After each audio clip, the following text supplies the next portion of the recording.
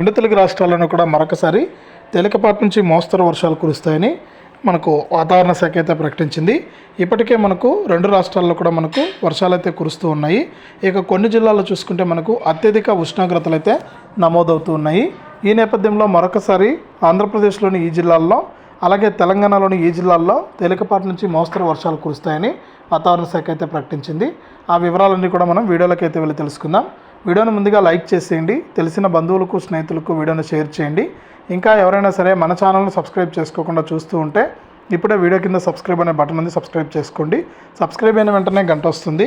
గంట పైన నొక్కితే మళ్ళీ కూడా పక్కనే ఆల్ అనే గంట వస్తుంది. ఆ గంట పైన కూడా నొక్కితేనే ప్రతి వీడియోను కూడా మీరు మిస్ అవ్వకుండా మీ ఫోన్లోనే నోటిఫికేషన్ లేదా మెసేజ్ రూపంలో అయితే తెలుసుకుంటారు.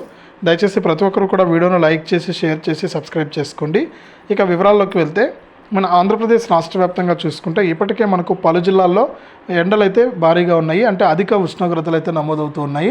ఇక అధిక ఉష్ణోగ్రతలు నమోదవడం వల్ల మనకు చాలామంది అయితే ఇబ్బందులు పడుతున్నారు. ఇక దీంతో పాటు కూడా మనకు సాయంత్రం నుంచి కూడా మనకు ఆంధ్రప్రదేశ్ రాష్ట్ర వ్యాప్తంగా కొన్ని జిల్లాల్లో మనకు వర్షాలు అయితే కురుస్తూ ఉన్నాయన్నమాట.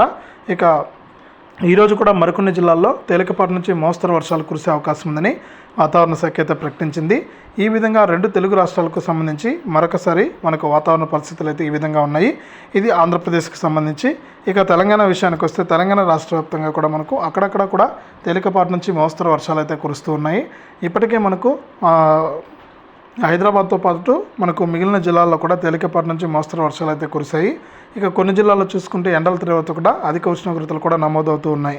ఈ విధంగా రెండు తెలుగు రాష్ట్రాలకు సంబంధించి తాజా